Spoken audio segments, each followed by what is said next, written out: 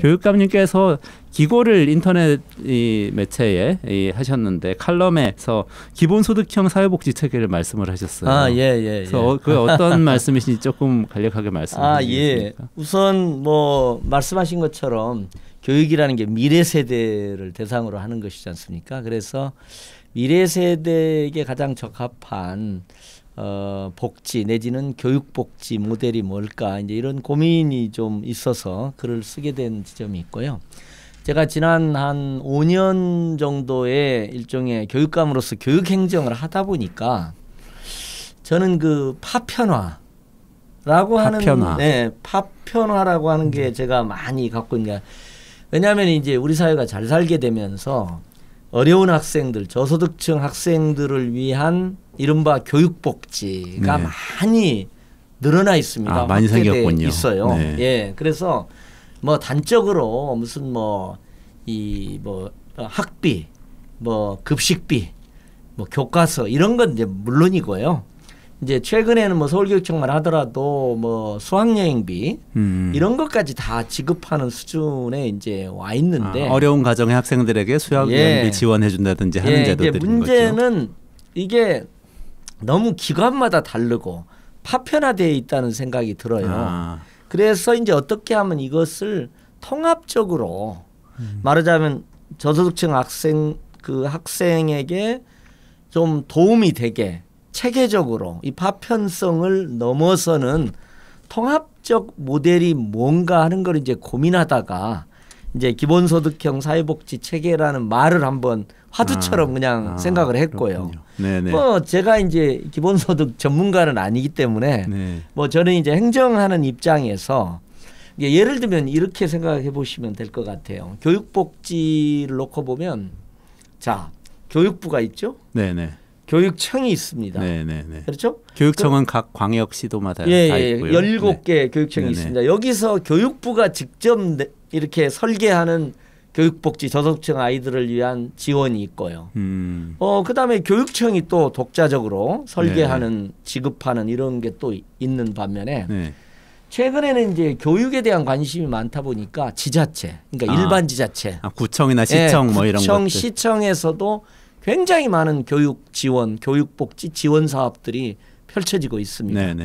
왜냐하면 이게 약간 선거 논리도 있어요. 이게 표에 도움이 되는 면이 있거든요. 학부모하고 접촉면도 늘어나고 이렇게 돼 있거든요. 교육이란 게 아무래도 접점이 있으니까요. 그렇습니다. 그리고 중앙정부에서도 예를 들면 학교 밖 청소년 같은 경우는 여성가족부가 또 중요한 일이 돼 있어요. 여성가족부도 있죠.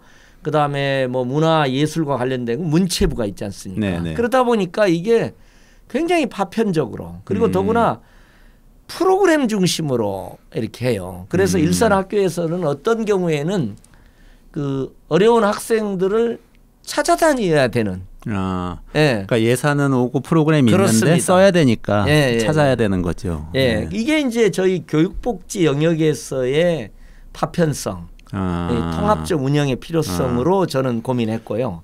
근데 또 그렇게 파편화돼서 생기는 문제가 어떤 게 있습니까? 그러니까 이제 아까 말씀드린 대로 이게 예를 들면 이제 우리가 아버지 어머니라고 한번 생각해 봐요. 그러면 아버지 어머니는 이걸 통으로 운영하잖아요. 그리고 이 아이에게 필요한 게 뭐냐 이렇게 되잖아요. 근데 이 모든 걸 다 프로그램으로 내려와서 프로그램을 받을 거냐 말 거냐 하는 문제로만 된다면 이게 어떻게 보면 가정에서 부모님이 자신의 자녀를 위해서 전체적 고민을 하면서 하는 거하고는 전혀 다른 거죠. 또 이제 제가 이제 꼭 그 교육복지 영역보다 일반 사회복지는 뭐 제가 그 전문가나 제가 책임자는 아닙니다만은 언론에서 이제 많이 보다가 보면 전통적 사회복지 영역도 지금은 이제 이게 선거민주주의 효과입니다. 선거의 효과인데 단체장들이 굉장히 다양한 정도의 현금 복지 내지는 전통적 복지를 쏟아내고 있습니다. 제가 이런 것도 있어요. 노인 목욕 및 이미용료 지원도 있죠. 어떤 지자체는 지방에 장수수당도 있어요.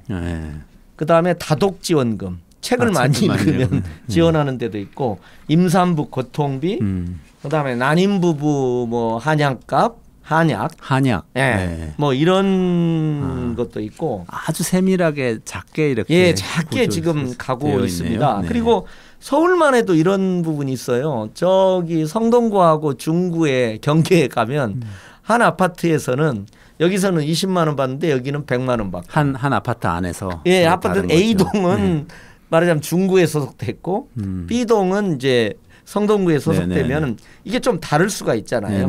예. 그리고 이제 아무래도 중구 같은 경우는 그 파이낸스 빌딩이라든가 이게 중구 종로 거기 이제 이런 것들이 있기 때문에 재정이 또 상대적으로 좀 풍족한 부분이 있습니다. 그러니까 복지 확대 자체는 좋아요. 어르신 공로수당 같은 경우에도 어떤 경우에는 월 10만 원씩 120만 원을 쿠폰으로 지급합니다. 어떤 예를 들면 어르신 공로수당 그러면 어떤 데는 120만 원 받고 어떤 데는 안 받는 거죠.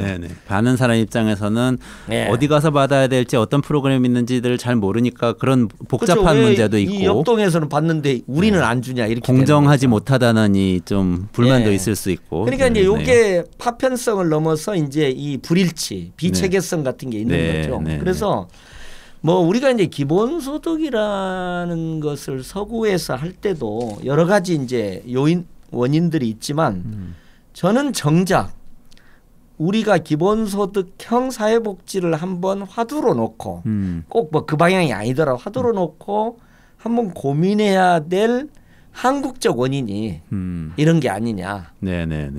복잡해지고 있는 거. 그렇죠. 서구 같으면은 이제 예를 들면 기본소득이라는 게 전통적 복지 방식하고는 조금 다른 거잖아요. 그렇죠. 뭐 예를 들면 전달 비용도 줄이고.